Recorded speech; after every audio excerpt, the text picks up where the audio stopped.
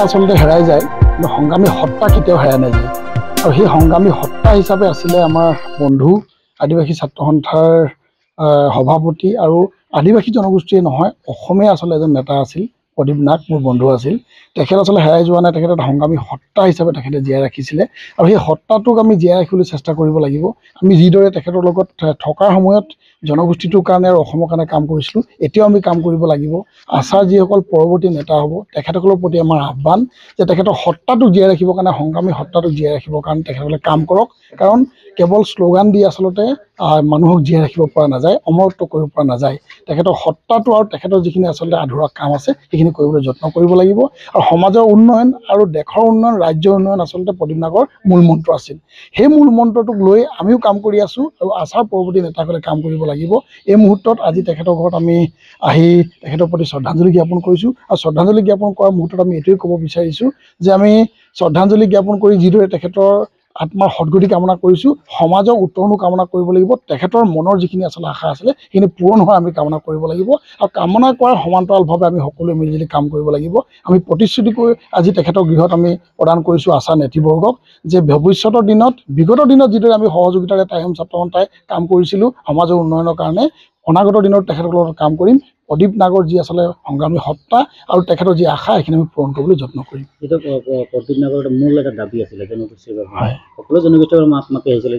জনজাতিকৰণ এই বিষয়ে কি ক'ব চাওক আচলতে প্ৰদীপ নাগ যেতিয়া আমাৰ মাজত আছিল সংগ্ৰামী সত্তা হিচাপে যেতিয়া তেখেত আছিল তেতিয়া সদায় আমি যিদৰে নিজৰ জনগোষ্ঠী আৰু অসমৰ ছটা জনগোষ্ঠীৰ কথা কৈ আহিছিলোঁ প্ৰদীপ নাগেও সদায় আদিবাসী জনগোষ্ঠীৰ লগতে অসমৰ ছটা জনগোষ্ঠী জনজাতিকৰণৰ কথা কৈ আহিছিল সেই আচলতে ভাষাটো আৰু দাবীটো চৰকাৰে বুজি নাপালে কিন্তু আজি হেৰাই যোৱাৰ পিছত হয়তো চৰকাৰে বুজি পাব পাৰে যে এজন নেতাই এটা দাবী আৰু জনগোষ্ঠীটোৰ কাৰণে কান্দি কান্দি আচলতে ইহলীলা সম্বৰণ কৰিলে তাৰমানে তেখেতৰ আৰু পাবলগীয়া একোৱেই নাছিলে কেৱল জনগোষ্ঠীটোৰ কাৰণেই স্বাৰ্থ আছিলে কিন্তু এই কথাটো চৰকাৰে এতিয়া বুজি পোৱা ভাল আৰু তেখেত নথকা অৱস্থাত যিসকল আচলতে তেখেতৰ ঠাইত দায়িত্ব ল'ব তেখেতসকলেও যাতে সংগ্ৰামখনক বিগত দিনত তেখেতে যিদৰে আচলতে কৰজোৰে উত্থাপন কৰিছিল আৰু এটা পৰিৱেশ সৃষ্টি কৰিছিল সকলো জনগোষ্ঠীক একত্ৰিত কৰি মাৰ বান্ধি থিয় হ'বৰ কাৰণে সেই পৰিৱেশ যাতে এই ল'ৰাসকলেও সৃষ্টি কৰিব আৰু সৃষ্টি কৰাৰ লগতে যাতে এটা অনাকাংক্ষিত পৰিৱেশ যাতে সৃষ্টি নহয় জনজাতিকৰণৰ দাবীটোক লৈ সেই কথাটো চৰকাৰে ৰজাঘৰে চিন্তা কৰি দাবীটো পূৰণ কৰিবৰ কাৰণে আমি আহ্বান জনাইছোঁ আৰু সমান্তৰালভাৱে যিটো সমাজৰ কাৰণে কাম কৰি গৈ আছিল আৰু সমাজৰ কাৰণে কাম কৰাৰ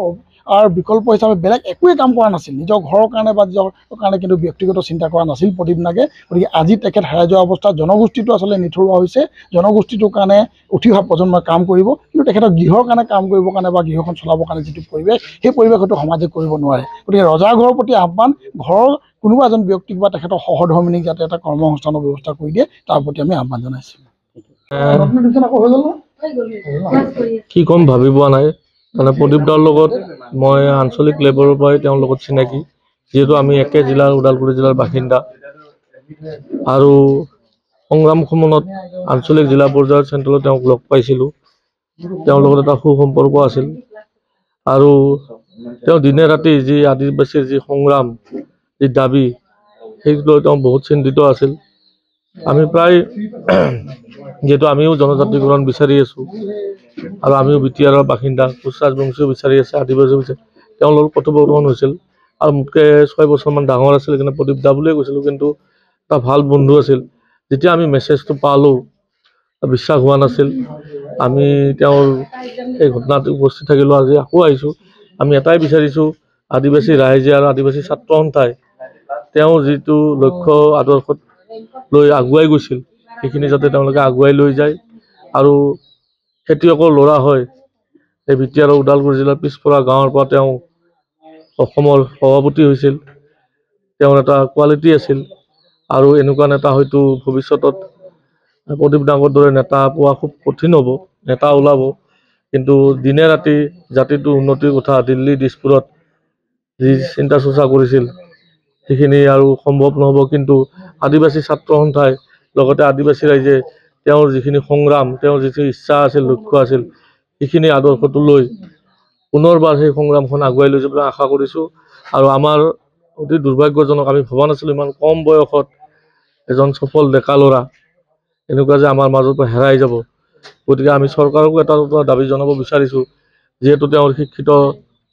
পত্নী আছে, 2টা সন্তান আছে, গতিকে চৰকাৰে আগতেও বিভিন্ন ক্ষেত্ৰত অসমৰ কিছু ব্যক্তিৰ ক্ষেত্ৰত সংস্থাপনৰ কথা ভাবিছিল। আমি আক্ৰাছুৰ মজিয়াৰ পৰা চৰকাৰক এটাই দাবী জনাব বিচাৰিছোঁ